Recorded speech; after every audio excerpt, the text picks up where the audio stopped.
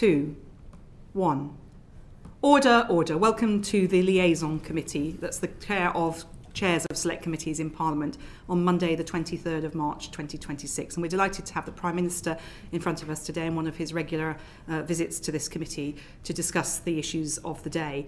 I should say, Prime Minister, we did tell you in advance, of course, that we wanted to discuss the international situation, and I wanted to place on record that Dame Emily Thornberry, who chairs, of course, the Foreign Affairs Select Committee, is unable to be with us today because she's travelling with the Foreign Affairs Committee on a long-planned visit to Greenland, and I know she would have welcomed the opportunity to ask you questions today, but she's nevertheless been able to talk to us about the situation. So she's made some input, even though she's not physically present. Okay. And in Prime Minister, of course, every time you come in front of us seems to be that there's another tragedy. And in the early hours of this morning, the Jewish ambulance service Hatzola was attacked in Golders Green. In my own borough of Hackney, we know and value the work Hatzola carries out to support the people of Hackney, Homerton Hospital and the NHS, and the loss of 4 ambulances and happily no individuals hurt is a big issue. I know that Sarah Sackman, the MP for Golders Green, is keen to see an uplift in neighbourhoods of policing in neighbourhoods with large Jewish populations, and I'm sure you would want to say something about that and what the latest update to the public about that investigation. Yes, if I may, Chair, I'd really welcome that. Can I start by expressing my disgust at this horrific anti-Semitic attack in Golders Green in the early hours of this morning. The idea that ambulances could be considered a target is simply horrendous, and I know the impact that that will have had on so many individuals, not just those in the area, and I've been with Sarah Sackman this morning, the constituency MP, but also the neighbouring MPs, but also, frankly, the whole Jewish community across the country, not least because this is not an isolated incident, and the rise of anti-Semitic hatred is there for all to see. In relation to the ambulances, I spoke to the Health Secretary this morning, and I can confirm that we will replace the ambulances that were destroyed in the horrendous attack. London Ambulance will have the replacements ready by tomorrow morning at the latest, so I'm really pleased to be able to put that support immediately into place.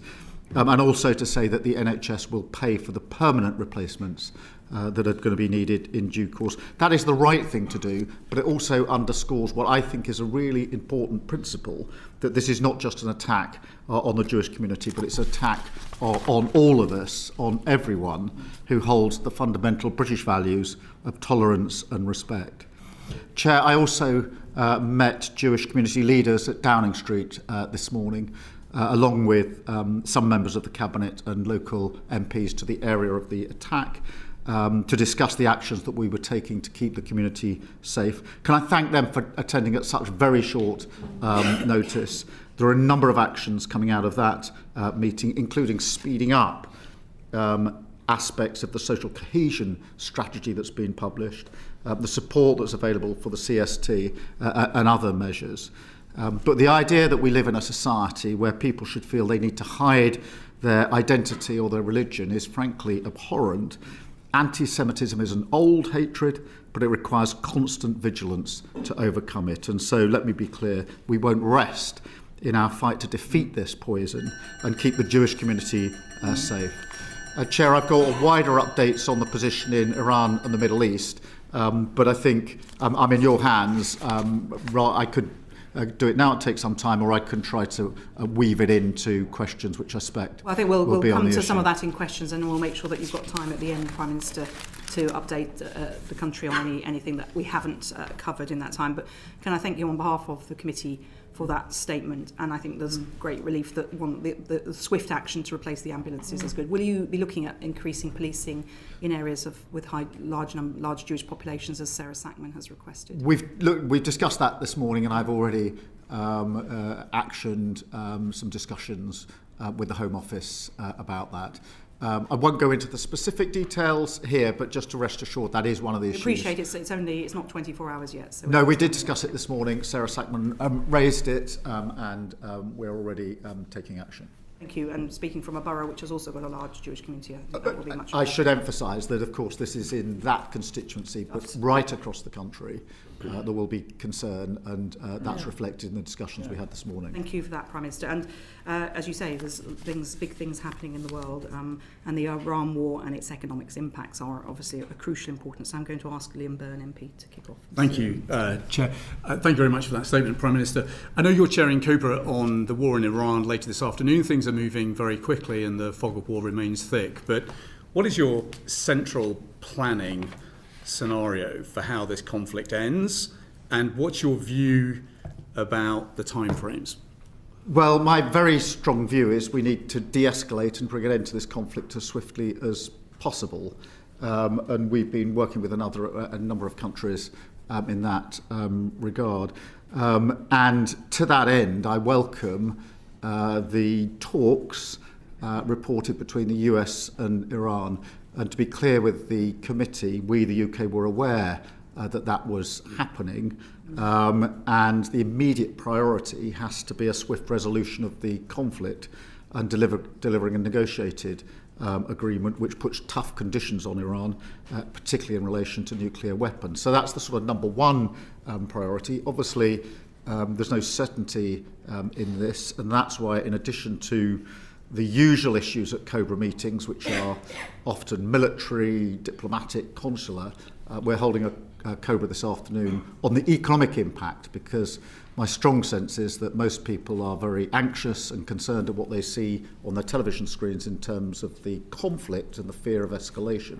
But they're also very concerned about the impact it might have on them and their families, and that's what we will be absolutely focusing on this afternoon. President Trump is obviously talking about days and weeks for this conflict to end. The markets are obviously pricing now for a disruption that lasts for some months. I know you've got to be very careful about not triggering panic buying of anything, but I mean, do you think that households and businesses in our country should be planning for a disruption that actually lasts for months, or do you think that actually this can be concluded in days and weeks, as President Trump seems to suggest? Hard to answer that question, if I'm honest about it. I think all of our focus and energy has to be in the swift de-escalation, but we've got to plan on the basis that it could go on for some time, and that's the way in which we'll plan this afternoon. And since the conflict started, I've been really clear with the team that we mustn't fall in to the sort of false comfort of thinking that there will necessarily be a quick and early end to this. We have to plan on the basis there may not be. In terms of energy has been where a huge amount of focus has been. On energy supplies, I can reassure the committee that we haven't any meaningful concerns about energy supplies. Obviously, the price fluctuates daily. For household energy bills, it is important for me to reiterate that they will be cut because of the measures we took in the budget last year and then held until the end of June. And I know that for many members of the public, the question they've been asking is, does that still hold even if the conflict goes on? And the answer to that question is yes. So there's comfort there for households. Obviously, fuel duty is held until September. We've been working intensively in the last week or two with fuel suppliers, particularly petrol retailers, to make sure that nobody is profiteering from this, and that's why we've said to the CMA they've got to be all over any price gouging, any attempts to make money.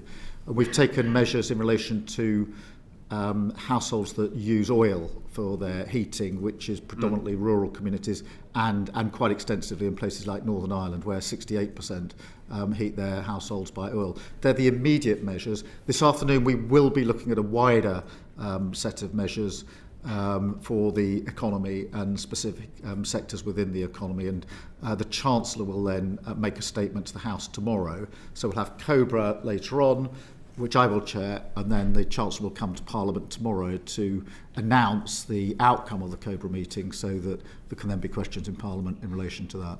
Thank you. Bill Esserton MP. Yeah, thank you, Chair. Thank you for that explanation, Prime Minister. LNG production in the region has been severely damaged already. Reports are that it will take 5 years to restore that level of production. This is going to have a profound effect on supply and on prices beyond the end of June, unfortunately. How are you factoring in those calculations to what support will be needed both by consumers and by industry? Well, we're looking at what support could be put in. Obviously, that's subject to further discussion, not least at the Cobra this afternoon. It's a little bit early to be too concrete, if I'm honest, because we don't know yet how much longer this is going to go on. We know with households what's been held. We know that with energy-intensive businesses, there's already some support in, but I think a lot of businesses would be saying, well, even if we don't fall within the energy-intensive bracket, is there anything that can be done for us? I haven't got a concrete answer that I can put before you today, but I can assure you that we're looking across the board at what can be done, whether it's cost of living or the support we need to put in. I want to make sure we've examined all the appropriate levers that we can pull. Thank you. And we'll come to more of that in a moment. But I do want to, I think with everything going on in the world, it's important we discuss defence. And Tan Singh Desi, MP, is going to... Thank you very much, Chair. Prime Minister, we were seeing reports of the US significantly ramping up its military presence around Iran in preparation for an attack, just as they did with Venezuela. But when they started the war, it was embarrassing that we couldn't even muster one single naval asset around the region. Are you embarrassed? But no, I don't think that's actually right. During January and February, we obviously could see the build-up. We are working very closely with the US on intelligence, and therefore we pre-deployed quite a lot of assets to the region. Just to reassure you, radar systems were pre-deployed, counter-drone systems were redeployed, F-35 jets were deployed in greater number than were already there, ground-based air defence was deployed, 400 extra UK personnel were deployed, and autonomous mine hunting systems were deployed. Yeah. So far as HMS Dragon is concerned, it normally takes 6 weeks for the loading onto and deployment of the relevant capability onto the Dragon. That was done within 6 days with 22-hour working days, both with our service personnel and civilian personnel working together. But there was a lot of pre-deployment. I'm aware of that, but with all due respect, that's one naval asset. And I think if we look at the wider scene, more than £500 million worth of submarine maintenance has had to be postponed because of the lack of a dry dock facility. Doesn't that failure to quickly deploy a Royal Navy asset simply demonstrate yet again how under-resourced and overstretched our armed forces are? Well, the spending under the last government wasn't adequate, and Ben Wallace, the former Defence Secretary, concluded that the armed forces were hollowed out. But firstly, let me pay tribute to the work that they do, and let me assure the committee they have been working from about an hour or two after this conflict started with pilots in the air across the region, and they've been working continually, hundreds of hours since then. So I don't want anything I say to detract from the work, courageous work that they've been doing. And let me talk about the IAMD, so the Integrated Air and Missile Defence Systems, or the lack thereof. We saw Iran launch a plethora of missiles and drones, including thousands of miles away towards the UK-US military base in Diego Garcia. If Iran or another adversary, such as Russia, were to launch ballistic missiles towards the UK, how would we defend ourselves? Well, as you will appreciate, we keep this under constant review, and I can assure the committee of the assessments that we carry out on a constant basis. The 2 missiles didn't reach Diego Garcia, but we're continually monitoring this. On the question of integrated air defence systems, this is hugely important. And just in relation to our Gulf partners, to update the committee, we've embedded the UK airspace battle management specialists into military commands in the region. We're working with industry to distribute air defence missiles to Gulf partners. We're deploying short-range air defence systems to Bahrain at speed. This was an issue that came up as a matter of some urgency over the course of this weekend. And we're doing the same with Kuwait and Saudi Arabia. It's good what we're doing with allies, but I think the British public will rightly be concerned about our own safety, because forget a Golden Dome or a Platinum Dome or any other dome, we have not made any such investments in our own defence. And would you not agree that the public will be concerned about the ability of Russia or another adversary to launch ballistic missiles, and we have no way of defending ourselves? Yeah, and look, we constantly assess this, and we do have very effective ways of defending ourselves, and I don't want to raise levels of public anxiety. They're anxious about what they're already seeing on their television screens. They're anxious about the impact it will have on them, particularly economically, in their households.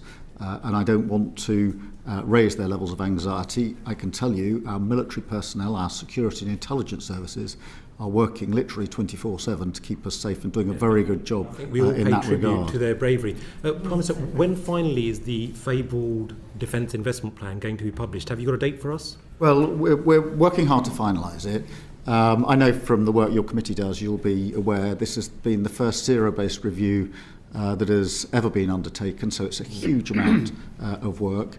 We're finalising it. We've absolutely got to get it right, and I want to ensure that anything relevant from this conflict is included within it, but we're finalising it. I can't give you a date, but I can tell you we're finalising it. it. Let me finally go on to defence spending then, if I may. I was at the Munich Security Conference last month when you intimated that you recognise the level of threats that we face and the urgency to build up our hard power, because that is, as in your words, the currency of the day. But there's a huge difference between rhetoric and reality. So will you chart out a path to reaching 3% of GDP spend on defence in this Parliament in order that we can get to the 3.5% agreed NATO target by the end of next Parliament, as in by 2035? Is that something that you can commit Yes, to? so obviously we've already committed to 2.5% in 2027, and we'll hit that. That means that in this Parliament we'll spend £270 billion more than we would otherwise have done on defence. We have made that commitment to 3% in the next Parliament and to 5% by 2035, which is made up in the way that was agreed at the NATO summit. That means what I said at the Munich conference is that clearly we're going to have to go further and faster, and obviously I'll set out what I mean by that in due course. One of the things you can do, Prime Minister, is to give indication of future orders, even if they're not that funded at this point. Is that something that you're considering? Yeah, can I just address that both in relation to the DIP process and any defence spending? DIP, Defence Investment Plan. Yeah, I'm so sorry. Nothing we're doing now in considering the DIP is interfering with ongoing orders, and you'll have seen the Leonardo order go through 2 or 3 weekends ago, which was a very important order. Patricia Ferguson, partly on this issue. Thank you, Chair. Thank you, Prime Minister. Last week we heard reports that Type 83 frigate programme could be delayed to plug gaps in the defence budget. Do you recognise that such delays could hamper momentum which has been building in the shipbuilding industry in recent years? Yeah, I don't want delays, and that's why I'm insisting that there shouldn't be any delays in the order. It's really important that those orders continue in the way that is expected. Shipbuilding is obviously hugely important in Scotland. I was very pleased that we got the Norway frigate deal just a few months ago, which will provide at least a decade's worth of work in Scotland. It also ensures that there's interoperability between our frigates and Norway frigates, which is increasingly an important part of the strategic work that we're doing. But I went to Clydeville, as you know, to see the workforce there, to thank them, and also to allow them to see that for them and the next generation there's more work in the shipyards for them. Moving away from BAE, which is partly in my constituency, and looking at Babcock's at Rosyth, they're on track to win a £1 billion contract from the Danish Navy for Type 31 frigates. Can you tell us how close you think we might be to securing that deal? And at a time when the Royal Navy is very stretched, how do we ensure that we get the right balance between exporting frigates and retaining them for domestic use? Yes, for Babcock, firstly, we've obviously already done a deal with Indonesia, which is important for Babcock's Rosyth shipyard. On the Danish deal, if you'll forgive me, I won't go into huge detail other than to say we're working very hard on it at all levels, including at leader level. I very much hope that we can make progress. It will be on the same strategic basis as Norway and actually Typhoons that we did a deal with Turkey on, which is this question not just of the orders, but how we integrate and work strategically with our NATO partners. But I'm very happy to update you privately with further information about the Danish proposal. And how do we ensure that balance between exporting frigates and retaining enough for our own use going forward? We need both, and we need to get that right. But I can't stress enough the interoperability. The fact that Norway and us will have the same capability, which means that our service personnel can work on their frigates, their service personnel can work on our frigates, is a really big step forward. We've all said Europe needs to step up and do more. I absolutely subscribe to that. I've argued with my at leader level with Europeans that what that means is not just more defence spend, but more cooperation and capability and coordination. And what I mean by that is having capability. If we've learnt one thing from Ukraine, it's that by having different capabilities over the years, when we've then tried to work that together for the benefit of Ukraine, it's been more difficult than it otherwise, in my view, should have been. So I'm trying to fix that at the same time. Okay, thank you. And the Scottish Affairs Committee visited Fastlane in autumn 2024, and while we were there we saw for ourselves the scale of investment needed to maintain that base's operational readiness. What investment is being made to ensure that Fastlane and Lossiemouth bases can continue to maintain NATO's defence posture in the High North? Well, this is kept under constant review because it's of the first priority, and it is my job to ensure that we have the resource necessary in relation to what is the most important deterrent that we have. And as you know, I've been up there myself for a number of purposes, but not least to welcome back the incoming crew of a submarine. And I have to say it was a very humbling experience. They'd been at sea for a very, very long time, not knowing where they were, but working 6-hour shifts from the moment they left to the moment they came back. I also spent some time with their families who were to receive them back early the next morning and to say thank you to the families who, of course, had spent all that time without their loved ones. Thank you very much. And personnel is a really key issue too. What work are you doing with the Ministry of Defence to ensure that we are recruiting at the right rate that we need? Because there's been a long-standing issue with lack of personnel. And, yes, and thank you for raising that. We are turning around the recruitment, and we're now recruiting at a higher rate than was previously the case, holding on to people and retaining people for longer. I have no doubt that the fact that we put in place a pay increase that properly reflected the work that they're putting in, and have made commitments when it comes to things like homes and accommodation, are amongst the reasons for that. Not the only reasons, but they do matter, that people feel valued for the work that they're putting in. So we're turning that around. I have somewhere got the figures. I'm very happy to write to the committee and provide the details of them. But the direction of travel on retention and recruitment is now in the right place. Thank you. Well, we know that the Defence Select Committee and the Public Accounts Committee have spent some time looking at those issues, so thank you for that. Yes, and if there's any information that they need that they haven't got, I will obviously provide it. Now to Bernard Jenkins MP. Good afternoon, Prime Minister. But with the greatest respect about the Defence Investment Plan, the idea that the lack of the plan is not holding anything up is utterly ludicrous. Industry is crying out for certainty that it will bring, and the longer it's delayed, the longer that uncertainty exists. How can you create a 10-year plan without the Treasury making the necessary commitments for the next 10 years for the necessary levels of spending? They won't do that.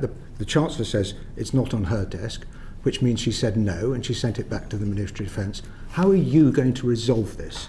Well, it's my job to resolve it. What I want to do is to make sure that the investment we need is going in, and that it's sustained over a 10-year period in accordance with the strategic review. And I want to get that right.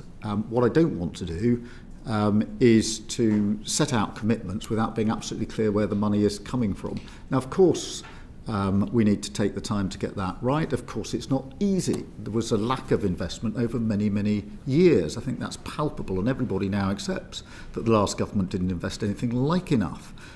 in our defence, and we're picking that up and turning it around. What I'm not going to do is put a plan that I can't explain exactly how it's going to be funded. We're finalising that. We're nearly there. It's my job to resolve it, and resolve it I will. Well, you clearly haven't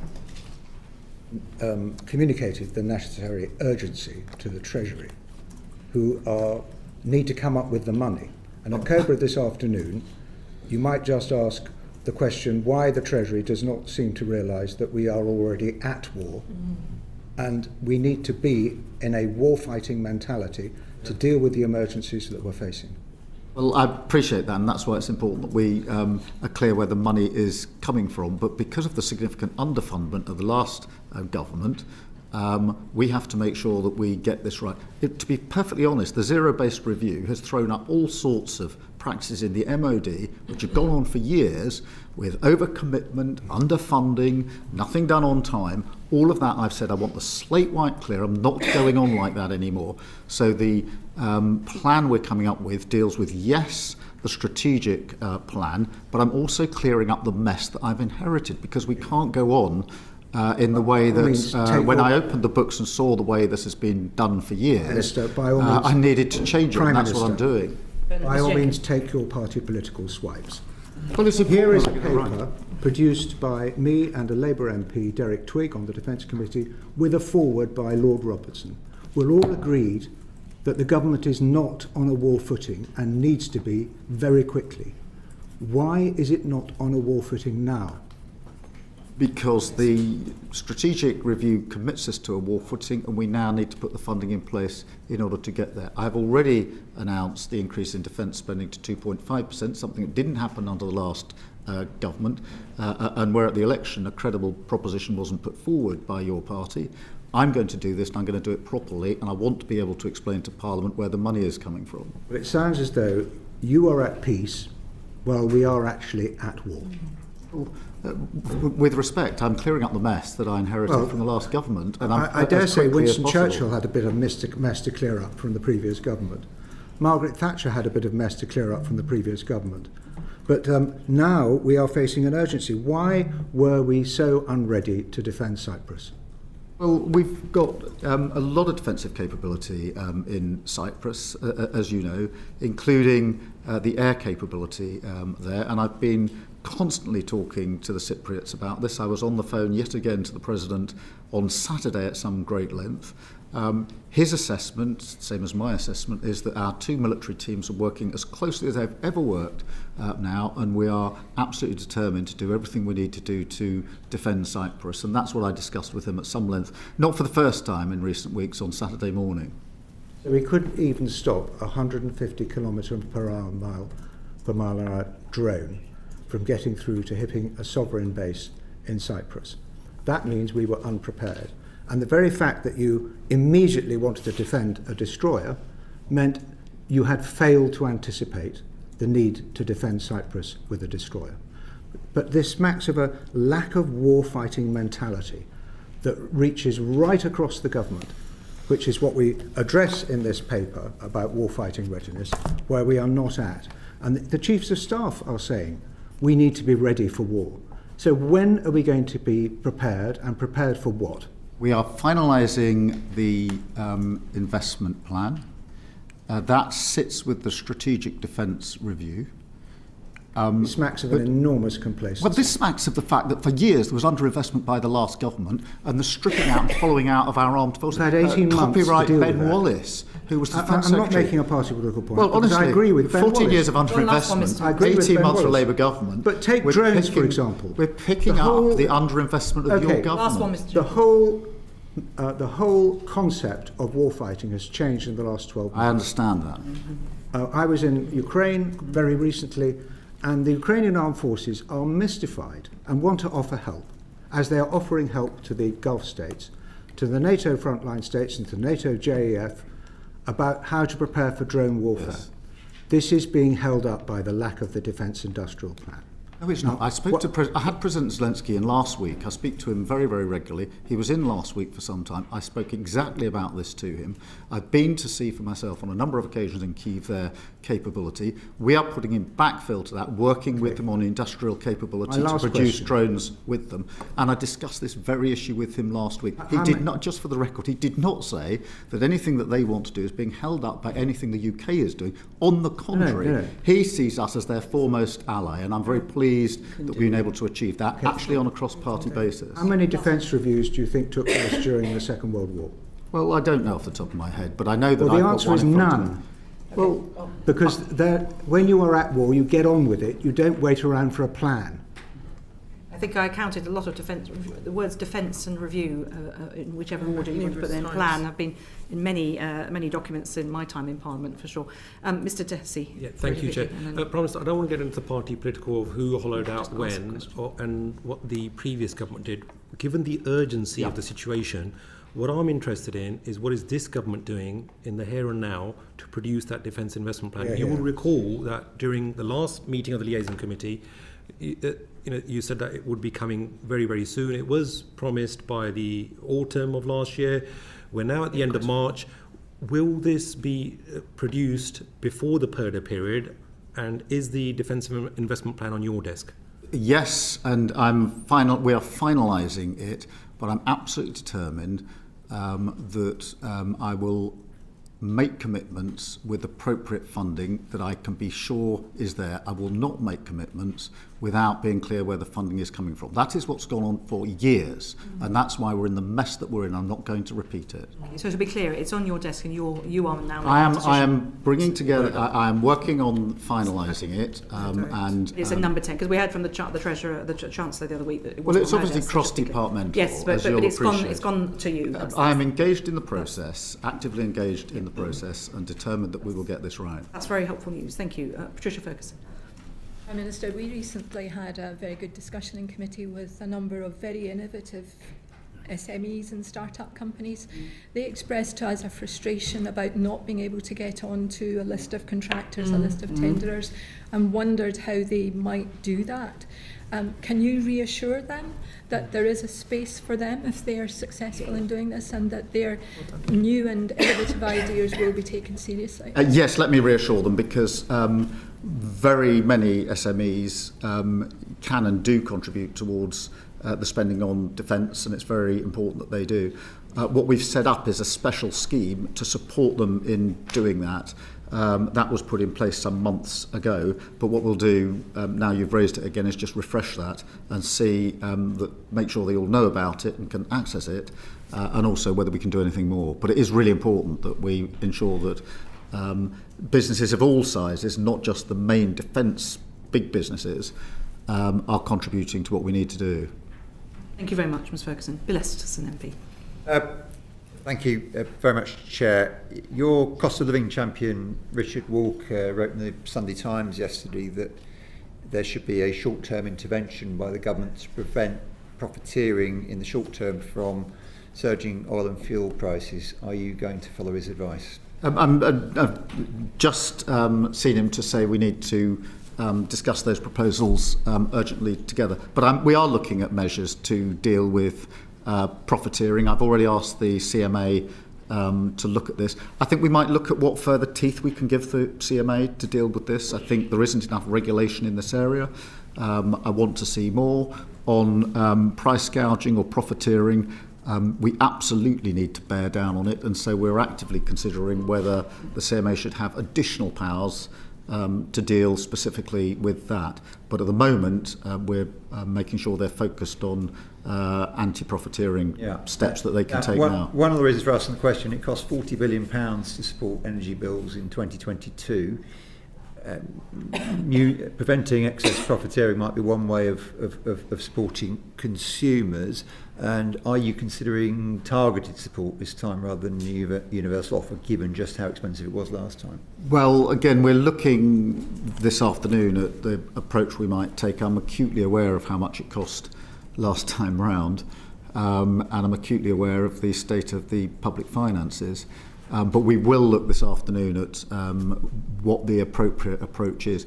There are difficulties in that we don't yet know the extent of the challenge we're facing, because we don't know when this conflict is going to come to an end.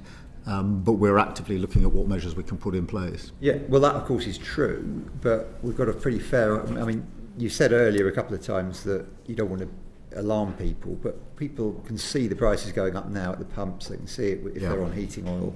People want answers now, Prime Minister. Yeah, we are looking at what support we can put in, and as soon as we're able to answer the question what exactly that looks like, we will make it clear. Obviously, we're looking at, in the first instance, at what happens when the current price cap ends, which is the end of June. I think the one we're equally focused on is the one after that, because the June to September-October period is when only about 7% of only about 77% of energy is used within households. It's after that it gets very heavy. So we're both looking at the end of June, but also looking ahead to the September-October position as well, which is when the energy percentage of energy being used goes up considerably for very obvious reasons. Yes, thank you. We touched on industry earlier in one of your answers. The Chemicals Industry Association wrote to you on the 3rd of March, and they pointed out that chemical production in the UK was down 40% between 2021 and 2024, and this has a lot to do with the crisis of that time. It's crucial to all sectors of the economy, including to our defence industries. Will you take a look at what the chemicals industry is asking, because at the moment they're not part of some of what the government is proposing to support our heavy industry? Yes, we're prepared to look across the board, but I don't want to give the impression to the committee that we can simply put in any support to any sector to the extent that every sector will necessarily want. That's why we need to look carefully at what is possible. But we'll obviously look at the chemical sector for the reasons you've set out. Yes, and turning to energy infrastructure now, you have plans. There's been decisions on nuclear, but if we go back as a lesson, France's response to some of the oil price shocks of the 70s and beyond was to invest in nuclear. At the time, the UK didn't follow that path. We now have Sizewell C, we have the SMR programme. These are big steps forward. Can you commit, but what the industry is asking for is a commitment to a fleet approach to a long-term supply chain of production. Can you make that commitment to give that certainty, given just how important nuclear is going to be? Yes, I think it's really important, and so let me give that certainty. And that's why we've got the SMR programme, and we've identified a number of places where we will take forward those projects. Up in North Wales, obviously, is one of them. Scotland could well be one of them if the SNP would remove their veto. We could have that in Scotland as well and would actively consider it. But it is part of the future. The other thing that's very important is that if you look at the Ukraine conflict, you look at the 12-day war, you look at what's happening in Iran now, I am absolutely convinced that we need to go further and faster on renewables. The longer we are on the fossil fuel international market, the more we are susceptible to the changes in energy prices, rapid changes, which you've seen in the last few weeks. The sooner we get onto homegrown renewables where we have control over the price and proper energy security, the better. And that is obviously one of our major missions in government. It's the right thing to do.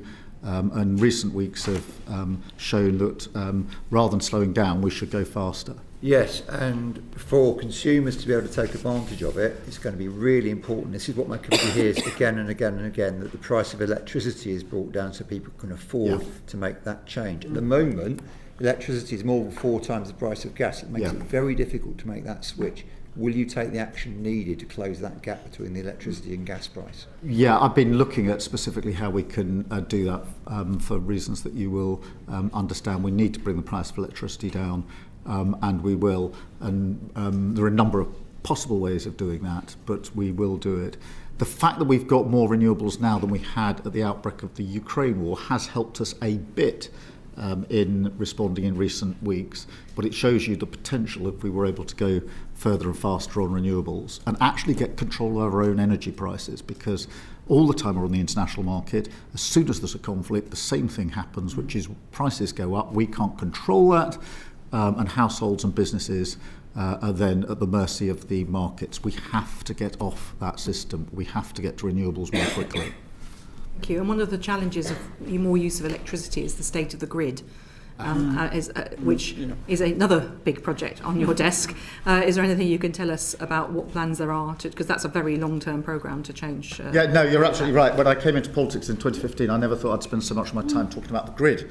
But it is vitally important, again, underinvested for years. We are making real progress now. We've got a new chair of the grid, as you may know, and we're working on the entire infrastructure, but also how you can do localised support and plugging into the grid.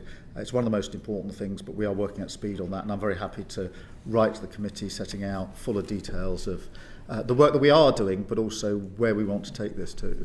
Thank you. And I think certainly some of the local stuff that's going on has been very helpful to people where that works. There are still some structural issues, but I'll leave that for now and bring in Jamie Stone MP. Mr. Stone. Yes. Good afternoon, Prime Minister.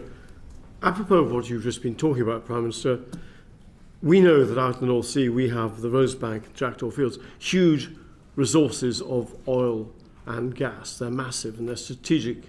They're hugely important to this country.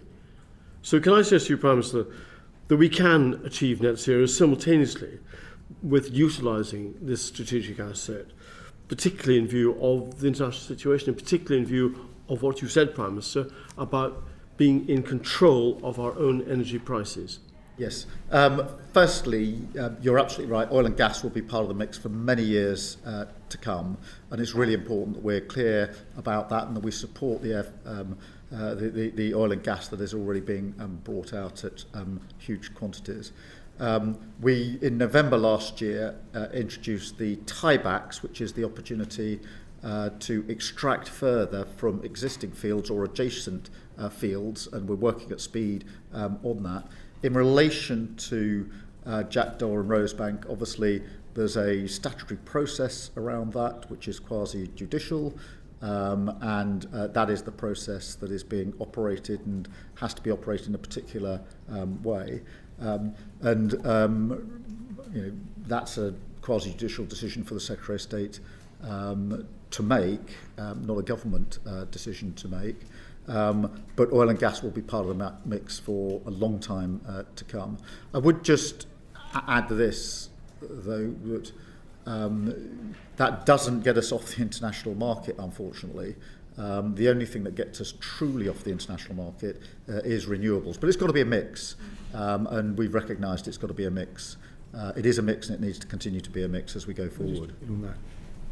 But Prime Minister, Rosebank remains an enormous strategic resource. I started my working life in the oil and gas sector.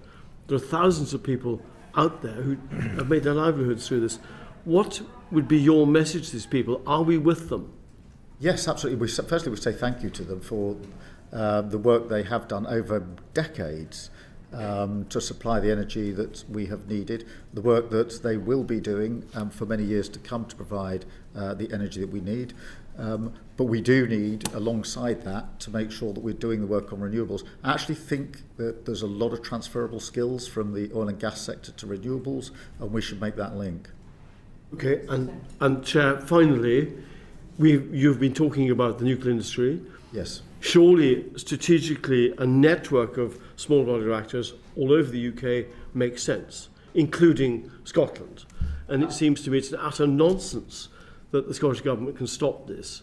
Can you reassure me that every tool at your disposal, the government's disposal, will be used to make sure this actually happens? Because it'd be so welcomed in places like my colleagues' constituent, my constituent, other parts of Scotland. Yes, I mean, I completely agree with your analysis. We need SMRs, we need them across the whole of the United Kingdom in a strategic way, and that is what we're putting in place for the other parts of the United Kingdom. It is only the veto of the SNP government that is stopping us going as far as we want in Scotland. I would urge them again to look at this, because it makes complete sense to have an SMR in Scotland.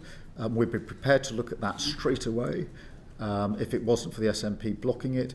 And if I'm urging them on that front, I'd also urge them to take a more open approach to defence projects, because there is a huge amount of defence work, good skilled defence work in Scotland.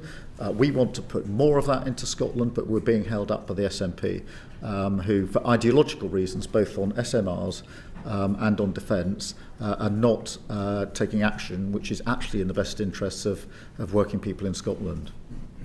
Thank you very much, Prime Minister. Bernard Jenkins MP. Why doesn't the government do what Professor Dieter Helm recommends, which is to issue North Sea licences for gas production on a conditional basis, on the basis that the gas is brought ashore, maybe against a contract for difference, but at a different price than we will buy on the world stage? That's perfectly possible, but the government seems to have an ideological bias against exploiting our own natural gas resources. Minister. No, that's not Well, then true. why not get on with it? No, Well, the decisions have to be made in accordance with the law, and the law sets It's an out emergency the process. now. Okay, but Mr Jenkins, Well, you I asked the appreciate question, Mr. that, Prime but there's a legislative framework in place which has to be complied with, and simply breaking the law without Oh, it's a changing new it. law?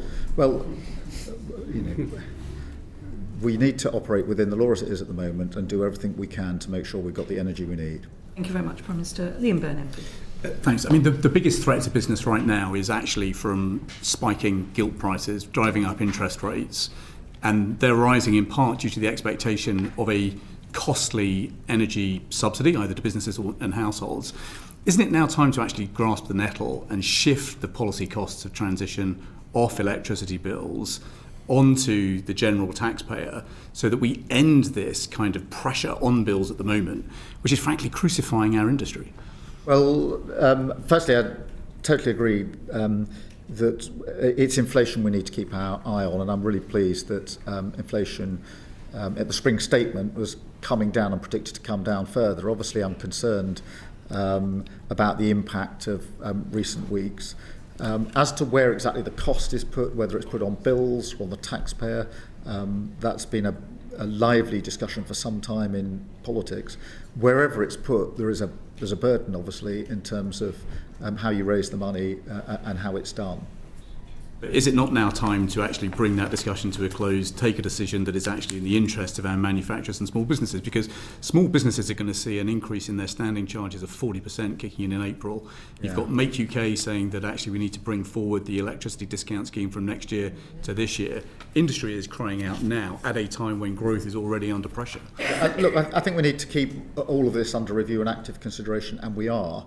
But even if it's shifted to general taxation, it's still, in the end, is taxation on individuals and businesses. So the cost doesn't go away, it just simply gets moved somewhere else. So there's no straightforward cost-free way of doing this. But I certainly agree with you that we should always be looking at whether the balance is in the right place.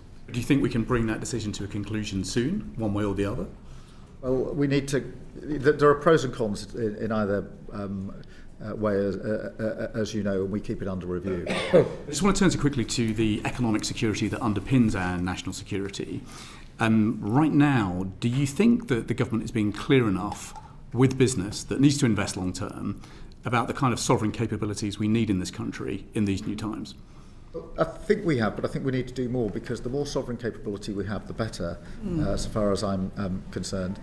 I think in the medium and long term, we have seen more investment coming in the last 18 months than we've seen for some considerable period, particularly with foreign investment into the country.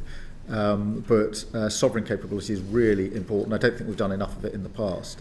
Will you revisit then the decision made by ministers a couple of weeks ago that they won't publish a list of sovereign capabilities, because we're kind of expecting business to be psychic at the moment and guess what it is we're going to build, what it is we're going to buy, and crucially, what we're going to safeguard against investment from China? Yes, I mean, I'll have a look at what was said just the other week. We need an industrial policy.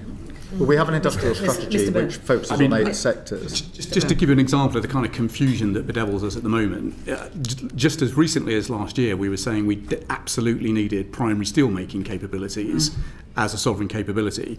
We all came back here on a Saturday to put through the Steel Special Measures Bill. We spent £400 million keeping blast furnaces open. When the steel strategy came out, it said actually there is no long-term guarantee to keep the blast furnaces open. So you can see how industry is actually getting a little bit confused now. And where there is confusion, they're not going to invest in the way that we need to over the medium to long term. No, I understand that. No, the steel strategy has been broadly welcomed, but it is important that we can produce steel in the way that we need it in this country. And as you know, that was one of the reasons we recalled Parliament on that Saturday just about a year ago now. Not just because of the jobs in Scunthorpe, but of course because of the jobs in Scunthorpe, because of the capability and the capacity as well. Now, one of the ways that we can actually strengthen the security of our defence industrial base is by joining the European Partnership on Defence Procurement SAFE and actually coordinating our defence policy more generally. You've got a summit coming up with President von der Leyen. Is rejoining SAFE or joining SAFE going to be on the agenda for that? And what's your confidence level in getting it done? It will certainly be on the agenda. I think what we may see is the next stage of SAFE or the next iteration of SAFE. And I think it was disappointing that we weren't involved at the first stage. I think a number of our partners in Europe think it was disappointing, and we've had quite intensive discussions about how we can improve on that as we go forward, and therefore as we head towards that summit, it will be one of the issues of discussion. It already is one of the issues of discussion in many of the conversations I have with my counterparts in the EU. And how do we coordinate those discussions with Europe to help safeguard against coercion from China, restrictions on rare earths, for example, and indeed dumping by over-subsidised Chinese firms in a way that is going to destroy, for example, our wind industry and the European wind industry? How do we actually tighten the economic security arrangements with Europe? It's very important that we do, and we are coordinating, and the discussions with our EU leaders on all those issues are intense, and where we can act together, we should act together because it's in our joint interest to do so, whether that's steel, whether that's critical materials, or other areas where there's a threat both to the EU and to the UK. And the levels of cooperation and discussion in the last 18 months are at a completely different place to anything since the referendum, quite frankly. Thank you very much. Yeah, I mean, just come back to the point about industrial energy costs. Policy costs for industry are up to 60% of the bill, which is significantly higher than it is for consumers. And the point made again by the chemicals sector, and not just by the chemicals sector, is the danger is we reduce our emissions, we decarbonise, not by the transition that you were talking about, but by deindustrialisation and the closure of our industry. Very difficult for our industrial strategy to succeed if we don't have an industry, Prime Minister. Yes, I agree, and that's why we need to put support in and work with, whether it's the chemical sector or other sectors, to ensure that we retain the capability in this country, and that's what I want to do. Thank you, Prime Minister. Bernard Jenkins, MP. On SAFE, why is the Polish President Karol Nawrocki submitting a bill to his parliament to get out of having to take a loan from SAFE on the basis that he has worked out it would cost twice as much to pay back than if they just borrowed that money themselves and spent on their own defence? I don't know. So could I suggest you look into that? Because I think gift horses and mouths might be... Well, I think the Prime Minister has been alerted to that. No, but just to reassure you and the committee, on SAFE we are having intensive discussions about how we can be involved. We want to avoid spending money in Europe when we need to spend it on our own funds. I appreciate that. We will always act. Which is why you stayed out of the first round. The reason we stayed out was because of the entry cost. But we need to look at where the benefit is to the United Kingdom. That is the sole prism with which I look at this. Thank you, Prime Minister. I would say it's getting quite warm in here, so anyone is feel free to take off your jackets, including you, Prime Minister, if you need to. Just to give you a moment there. I think they haven't turned the heating off yet, and the weather's got warm. Chiomura MP. Thank you very much, Chair. And Prime Minister, let me start by just emphasising the support that I have found in Newcastle for your continuing in your position of resisting further involvement in the war on Iran. Now, following Liam's points about your economic security priorities, you recently announced significant investment in quantum and AI, now each of which is a huge, diverse sector. So how are you choosing the targeted strategic bets necessary to deliver long-term British competitive advantage and actual meaningful technology sovereignty? Yes, I mean, both quantum and AI are really important. I think they're going at slightly different paces. AI, we've already started some of the work. We've had an AI action plan in place since January of last year, most of which has been completed, but the AI growth zones are really important to us as well. We've identified AI growth zones, 2 in Wales, 1 in Scotland and various other places where we can go at speed. What we've done with AI is look at where we can have a competitive advantage. We're already one of the top countries in the world. We've got incredible facilities and resource in relation to AI, and we need to make sure that we retain that advantage globally. But AI growth zones are vital to that. So you're choosing to support AI through the growth zones. In terms of quantum, I think that you've chosen quantum computing to focus on. I'm not clear how you making those choices, but can I ask how the decision to cut nuclear physics research programs fits into that by the UK Research and Innovation Council? Yes, I mean, the assessment was that it wouldn't cut across what we want to do with either quantum or AI. None of these decisions are easy, but that was the assessment that was taken in relation to that particular decision. Okay. So the digital battlefield is here in Ukraine and Iran. US company Palantir is at the heart of our digital defence. Are you concerned that we are too reliant on AI, quantum and or drone capabilities provided by foreign private companies who do not share our values or might even be closely allied with our adversaries?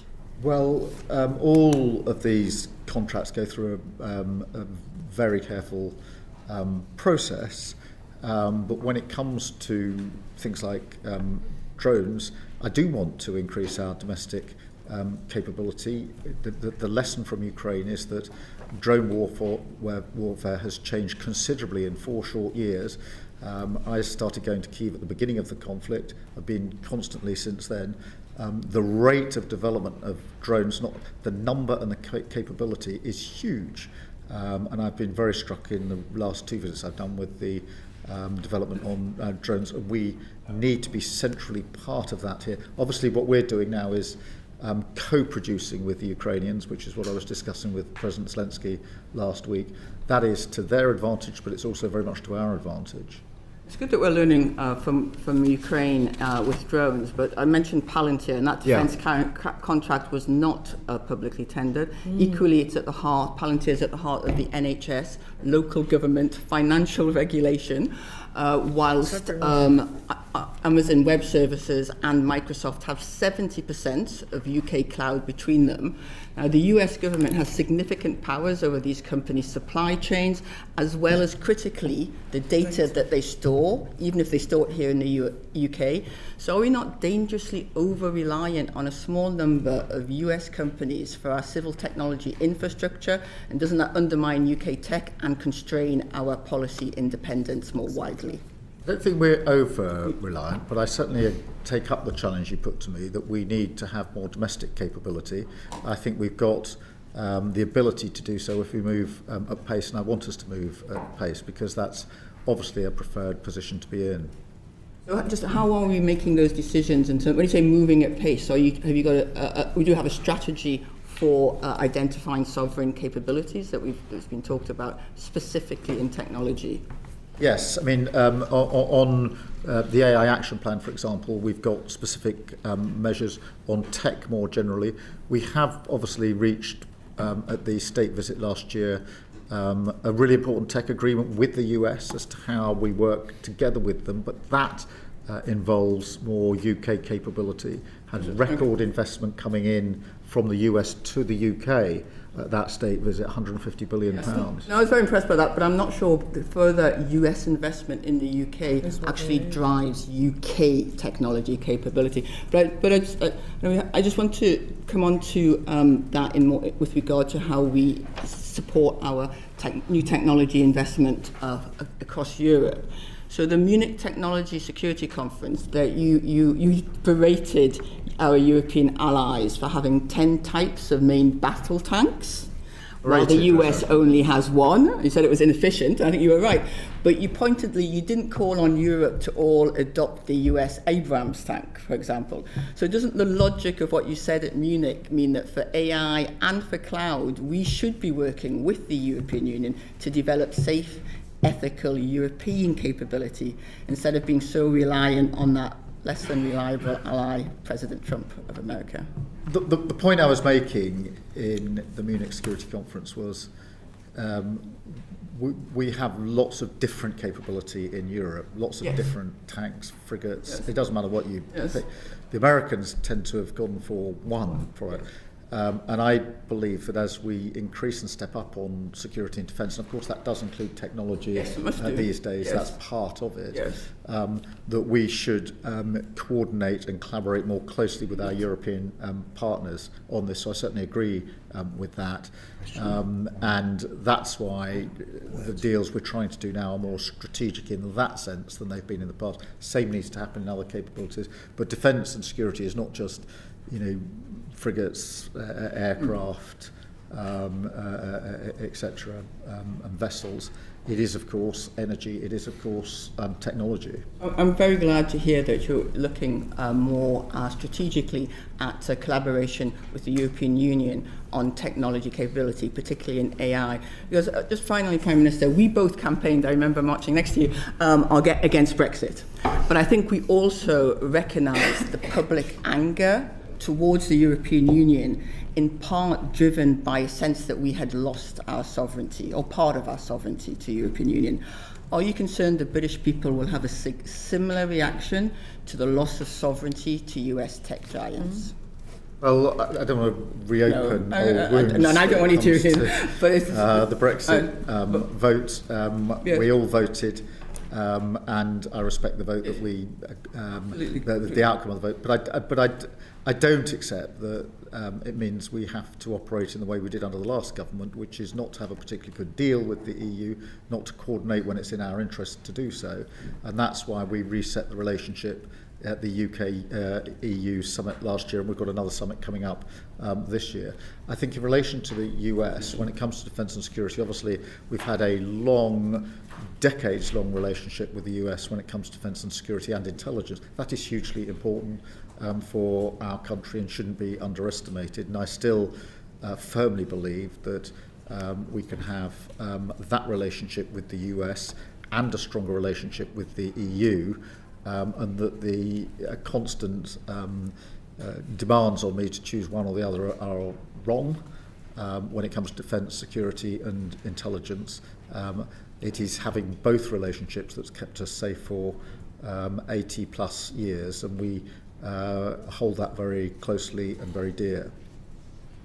Thank you very much, Prime Minister. It's unfortunate but inevitable that big international crises like that in Iran sometimes knock other existing crises off the front pages. So we do want to spend a moment talking about some of the other issues around the world. And I'm going to ask Debbie Abrahams, MP, to lead off. Thank you. Good afternoon, Prime Minister. Good afternoon. The Attorney General has said the UK wants to play its role in ensuring compliance with international law and the rules-based system. I believe he's going to be making another speech on this this afternoon. But on this, we know, for example, from UN human rights experts, there has been a condemnation of the unprovoked military attack on Iran by the US and Israel, saying it violates Article 2 of the UN Charter, notwithstanding that we know that Iran is a corrupt and oppressive regime. So I wonder if you could expand on the response you gave to Liam Byrne earlier about what you are doing specifically with international allies to resolve and de-escalate this crisis. And if you could give us a particular nuance on the leadership that you're showing in this. We know you have a significant leadership around Ukraine, and it would be really useful for us to understand your leadership in this as well. Yeah, well, thank you. Just on Iran, the principles I've applied throughout is that for any UK action, there must be a lawful basis and a viable and thought-through plan. That is why we didn't join the original offensive strikes. It is why we did take defensive action, collective self-defensive action, on our own behalf when it came to the work that we're doing with our allies in the region, taking missiles out that are coming from Iran.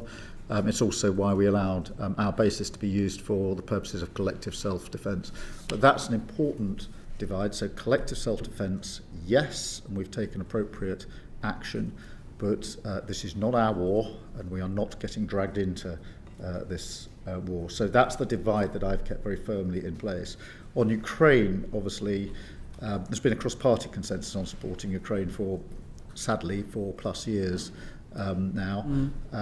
And we've been very clear throughout. The aggressor is Russia. This Ukraine conflict could end tomorrow if the aggressor stopped the aggression.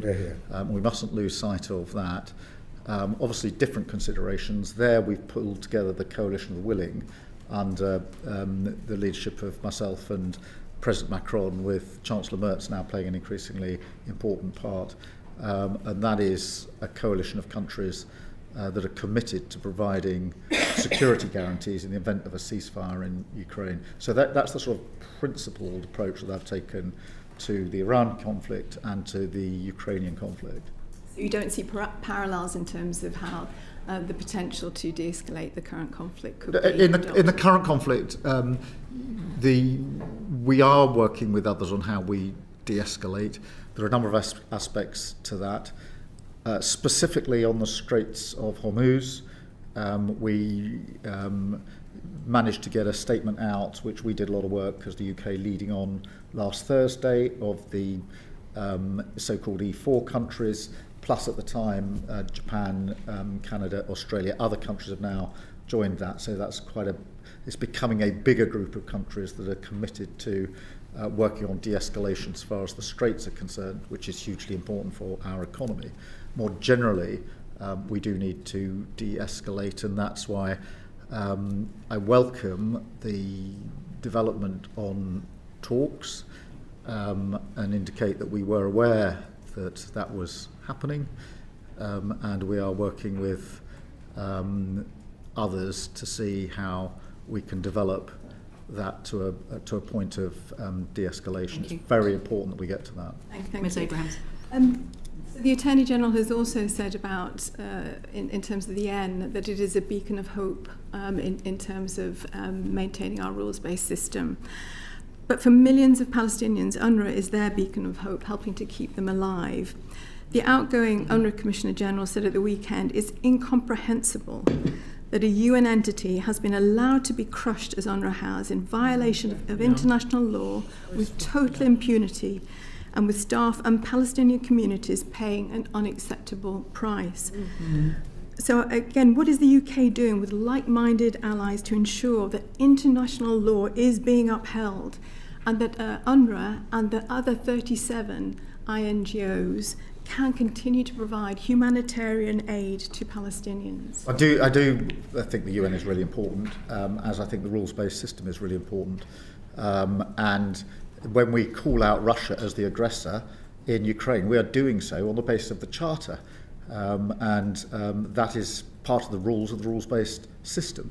So anybody who says Russia is the aggressor is necessarily reinforcing the rules-based system as set out in the Charter. I think it's important the UK does continue to play a leading role in this, in answer to your question about what we can do. I do think I was pleased with the ceasefire in Gaza, although it hasn't led to the cessation of all hostilities, and certainly the West Bank is a cause for concern. But the UN aid needs to get in greater volume, with greater urgency, and the UN needs to be involved in that, and that's the case that we continue to make, and it's a really important part of what we need to do to ensure that that ceasefire holds. So the International Court of Justice's advisory opinion in July 2024 ruled that Israel's continued presence in the occupied Palestinian territories is unlawful and must end, including the cessation of all new settlements. Last month, the French joined 9 other European states, as well as many Arab nations, to condemn the sweeping extensions to unlawful Israeli settlements over the West Bank. This is imminent. Prime Minister. Yeah. We know that as much as we recognise Palestinian last September, the viability of a Palestinian state is seriously jeopardised by this unlawful action that currently we have failed to do anything about. This is followed by the German Chancellor, who last week mentioned that he called the disastrous E1 settlement an annexation move, and that Europe must unite to tell Israel to stop. Now, I appreciate we've also said these are unlawful settlements, but will you work with the French, German and others on tangible action, including issuing a joint statement that any potential bidder of E1 tenders will put their business interests at risk in the UK and other countries opposed to these unlawful actions? Prime Minister. Yeah, let me just unpack and deal with those points. Firstly, the recognition decision last year was really important, and you will know that the timing and the coordinating that with others was really important in my view. I've always believed that working with other countries at the same time helps and can help create the conditions for what then followed, which was the ceasefire. I'm not saying it was the sole cause, but it certainly helped to create the conditions in relation to the reaction of others. On the occupation, look, it is unlawful. That's been the long-standing policy position of the government, and we are always working with others on this and related issues. Prime Minister, I appreciate exactly what you're saying, but there are, in December, we had the deregistration of 37 international humanitarian organisations against international law. We had the announcement on the 31st of December of the expansion of the E1 settlements development, jeopardising the two-state solution. And as yet, we haven't done anything about it. The Board of Peace has morphed from what the UN Security Council agreed to. Minister. Well, look, I mean, I say again, the occupation is unlawful, and any expansion of it necessarily so, and that's been the consistent position of the government. And Can I press you on what we will do? Will we issue a statement? We are working with others, and I'll very happily send you further details of what we're doing so you can see the full extent. Thank you. Sarah Champion, MP. Thank you, Chair. And Prime Minister, if I could just build on Debbie's point, I've been really shocked at the rapid rate of expansions of the illegal settlements. And so I'm really grateful for the sanctions that this government has put on the worst offenders.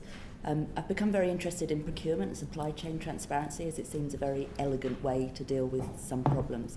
So is there any opportunity for you to look at the legislation around goods that are coming out of the illegal settlements and labelling them as such in the UK, so that consumers can actually make an informed choice and we can basically reward good behaviour? Yeah, look, I think it is important that we obviously say what our position in principle is and then take appropriate action. And we're always looking at what action is appropriate, and I'm very happy to write to you to set out what we have done and what may be possible as we go forward. Thank you. Okay. Oh, is it over to me? Okay. Again, I'm really pleased and proud that you've made tackling violence against women and girls a priority in the UK. Is it also your intention to have it as a priority internationally? Yes, I think it's really important that we do. And obviously we've had to take difficult decisions in relation to overseas development aid, but within that we've had to be really clear what our priorities are. And obviously here in the UK, halving violence against women and girls is one of our missions, and it's a really important one politically and to me personally. That also has to be a priority when it comes to what we're doing internationally, and of course there's always a correlation between the two in any event. Are you able to do anything to push back against the, well, if I call it the challenge of anti-gender movement, the backsliding on both women and girls' rights, but also LGBT rights. I'm thinking anti-abortion, anti-maternal health. Is there anything that you're able to do on the international stage around that? I think it's important that we stand up for our principles, and on violence against women and girls. I think it's hugely important that we continue. I mean, we're a long way internationally and domestically from where we need to be, and we need to bear down on it all of the time. I'm still shocked by the statistics in this country, the sheer number of women that are killed by a partner or ex-partner, a figure that hasn't changed for many, many years. The shocking number of women and girls who don't feel they've got the confidence to come forward to report what's happened to them, or confidence in the ability of our criminal justice system as it is to give them the justice they need, and also internationally what we need to do with other partners. I'm thinking, for example, the US has basically put a gagging clause on any agency, indeed state agencies as well as charities that are working with sexual and reproductive health rights. So it's sort of challenging that when you're at the table with those people. We will always stand up for our principles. Thank you. Projects in Sudan, Somalia and Tunisia that were previously described by FCDO as essential to counter the rise of violence and extremism are now being cut. The Integrated Security Fund is a cross-government pot of money, and it's tackling threats to national security is its priority. That's been cut by 43%. And part of that is closing the standalone gender and national security portfolio. So I wonder, you say that you were cutting aid and the money was going to support defence, but I wonder now if you reflect on that and actually realise that foreign aid was part of our defence. Well, as I said at the time, no Labour government wants to cut overseas development aid, but we had to answer the question, how will we pay for the increase in defence spending to 2.7%? I view foreign aid as our sort of early I do absolutely understand that and respect that. I think it has forced us in a way to look again at how we work on the question of overseas development. And I think there is a shift. I think that with other countries, they want to see the relationship change from donor to investor. There's lots of reasonably good models. I think we need to go further and faster on those and work them up at pace. But I do think that in addition to saying we want to get more back to more spend on overseas development when we can, we should priority to get back to more spend.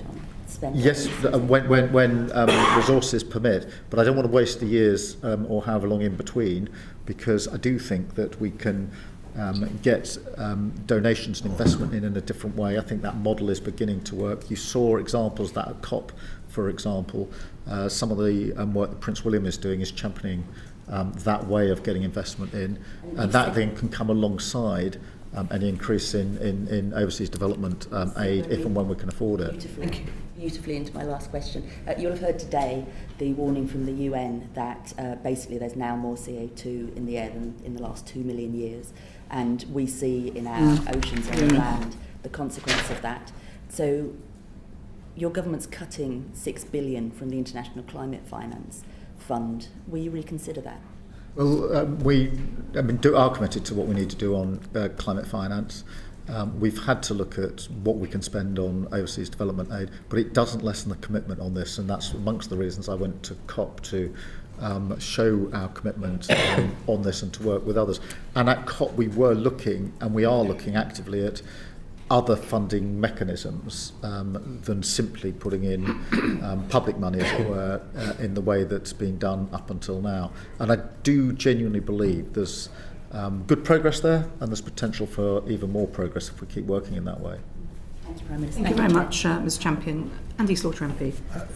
Thank you, Chair. Good afternoon, Prime Minister. Can I just mop up one or two of these international law points? We've seen very little published by the government on the legal basis for the current conflict in the Middle East, less than has happened with less serious and less complex crises previously.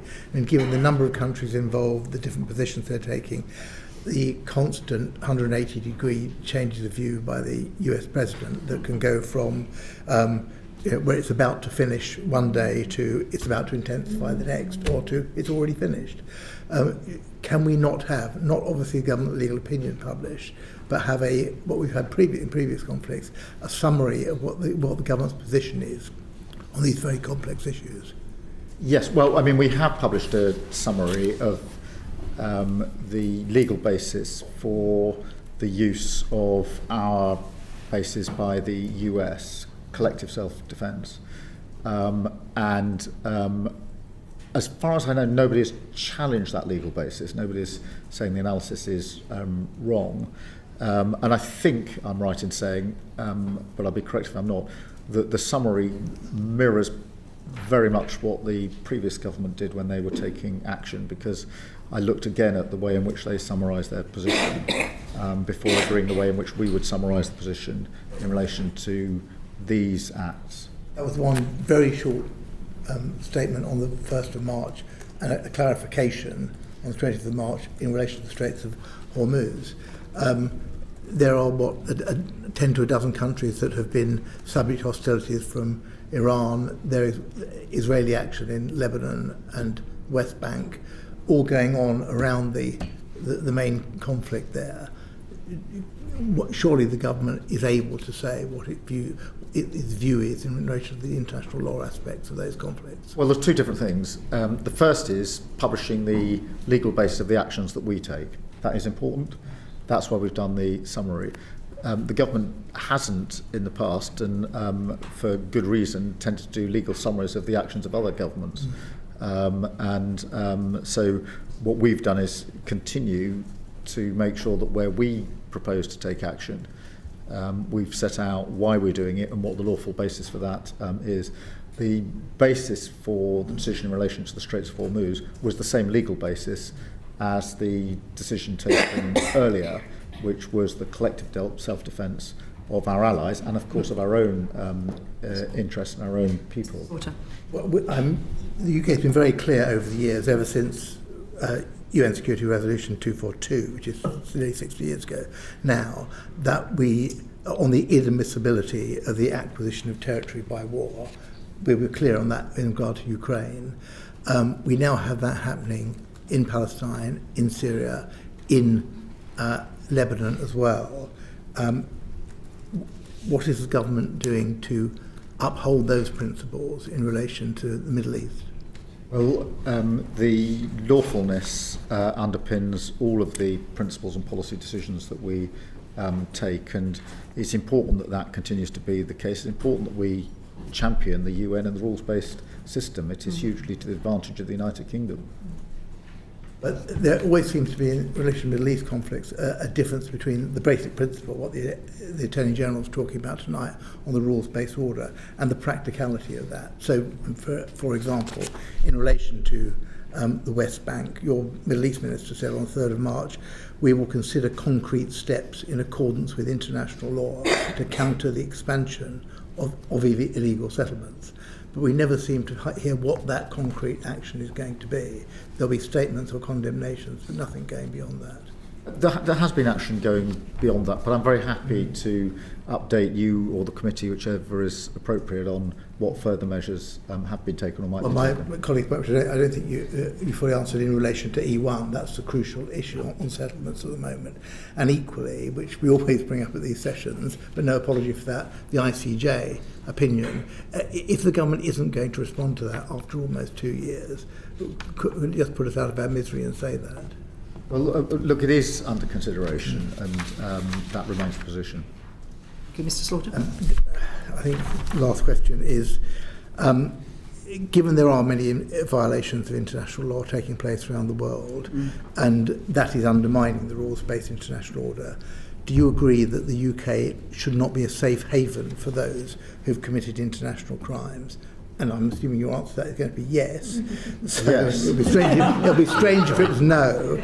But in that respect, do you believe that domestic authorities should exercise universal jurisdiction over genocide, crime against humanity and war crimes? Well, the rules of universal jurisdiction are pretty complicated and apply to different crimes in different ways, and to some crimes not at all.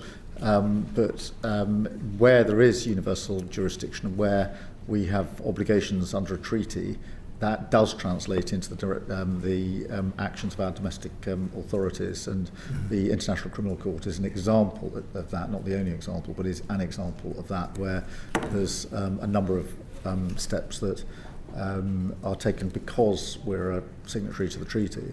Okay, well, I'll finish on this, but I think there's a common theme here. It's that we're very good on the principles, but not so good on the practice. And a good example of that would be recognising the state of Palestine, which I think most people will support.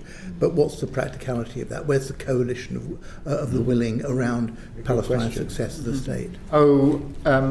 Firstly, it was really important that we acted in the way we did and did it in coordination with other countries, and that took quite a lot of work. But it was the right thing to do. I've always felt that where we can act collectively, it's better than acting individually.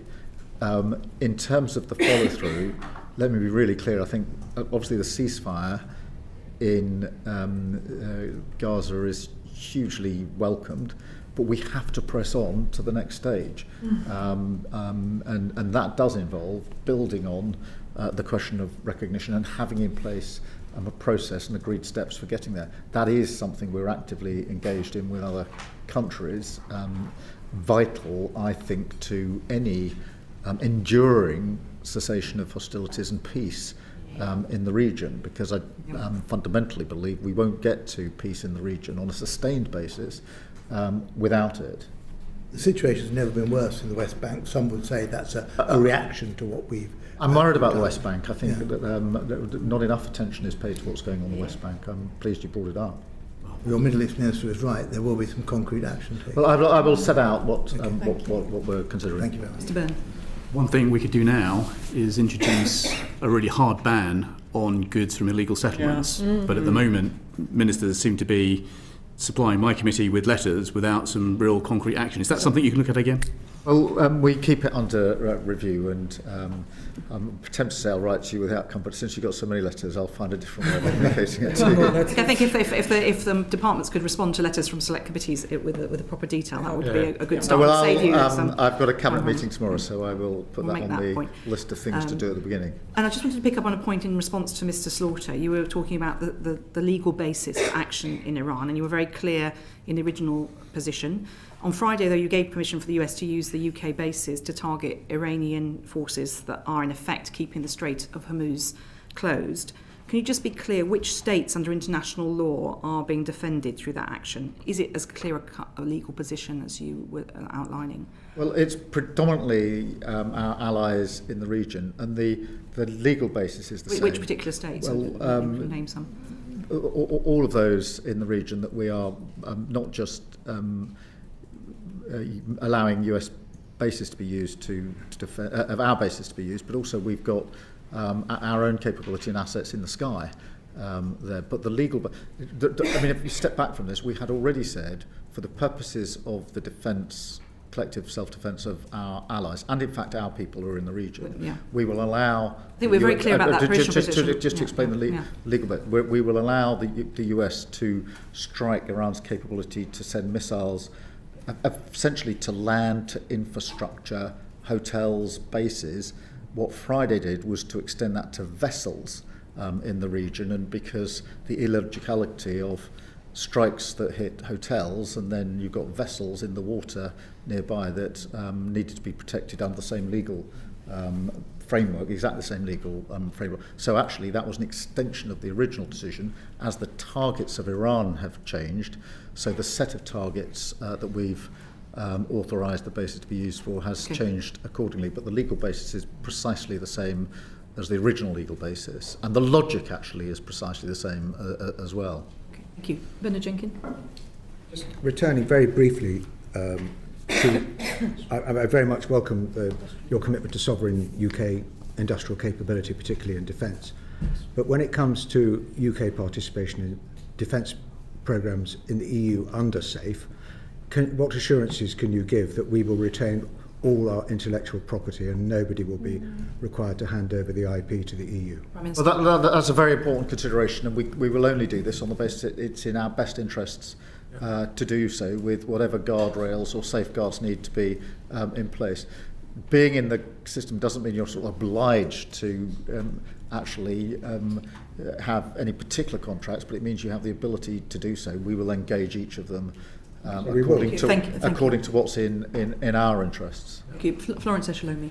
Thank you, Prime Minister. Obviously, we've spoken a lot about the international context, and there's another area in terms of foreign international interference in UK politics, a real big threat to democracy. Government announced the Rycroft review in December. Like the Strategic Defence Review, we don't have a date for when that review will conclude. Will you and the government be accepting the recommendations around looking really seriously at banning cryptocurrencies? Because you have an element where it's really hard to trace the source of that funding, and it's many bad faith actors interfering with UK politics. Is that a recommendation that government will be accepting once we finally get well, the Rycroft review is near conclusion, and therefore we'll be able to share that in due course, but it's near conclusion. It's at the tail end of the process. No date on that then, Prime Minister? And we will obviously set out what our response is to any recommendations in the review when we put the review into the public domain. No date on the conclusion? No, other than to say it's well advanced now. Thank you. Thank you, Mr. Shalomi. Prime Minister, last summer the Strategic Defence Review recommended that you personally lead a national conversation on defence and security. When will you begin that conversation, or do you consider that you've started that? I think we've started on that. There have been a number of elements to it, and it is a discussion that we need to have, because as we spend more on defence and security, the country needs to come with us on that journey.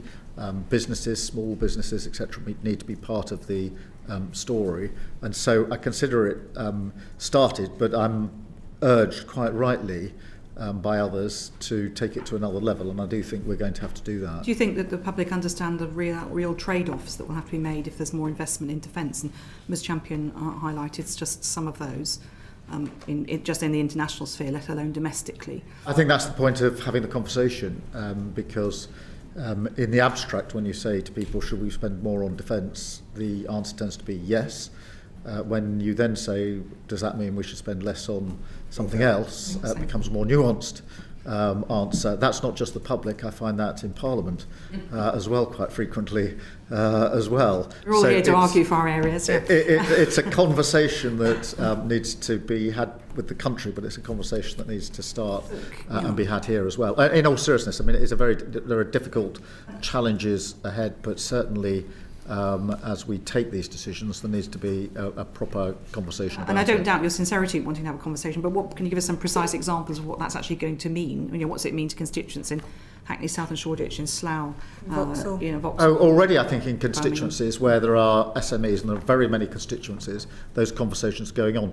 One of the things I think we did before the summer break, but I'll absolutely double-check this, is I asked for all of the businesses that could benefit from our increased defence spend or from the trade deals we've done to be identified in each constituency, so those conversations could go on. And I urged all MPs to spend some of their Friday talking to businesses in their communities about the advantages that were there for them. And I know that some of them have begun those conversations, but I will find the appropriate. The details were published some time ago. And with defence industries, they'll be keen to have the conversation, but the general public may be, harder to reach. How are you planning to? No, they will be harder to reach, but given the sheer number of SMEs that could take advantage, there's quite a lot of public in each constituency that are covered by people who work there, their family, their community. Would be quite extensive, and it's a good place to start. We've obviously talked quite a lot about the international issues. Yesterday you had a call with President Trump. Today you've got a COBRA meeting about the domestic matters. As the world faces these challenges, and as you're dealing with President Trump, who does make some quite rude comments about the UK one day, and sometimes is supportive of the UK. You're dealing, seems like, different presidents on different days of the week. Have you got a message for the public about how you are personally facing these challenges and how the country needs to face the challenges of the world order and the challenge to the world order? Yes, I'm utterly focused on what's in the best interests of our country, and I'm unapologetic about that. And notwithstanding the pressure that comes from elsewhere, I will remain laser focused on what is in the British national interest. And a lot of what is said or done is undoubtedly said and done to put pressure on me. I have no doubt about that. I understand exactly what is going on, but I'm not going to be wavering on this. I'm the British Prime Minister, and my job is to be absolutely focused on what's in the British national interest. That has served me well in recent weeks, and that is the principle that I'll continue to adhere to as we go forward, taking difficult decisions, notwithstanding the pressure that comes from me from a number of different places. And finally, you've got the COBRA meeting, which you're talking about economic issues. Will you be discussing business support, some of which came up with various questions, Mr. Eston in particular? Yes, we will. Yeah, okay. Yeah, we'll be looking at a range of possible ways forward. Okay, thank you very much indeed, Prime Minister. Order.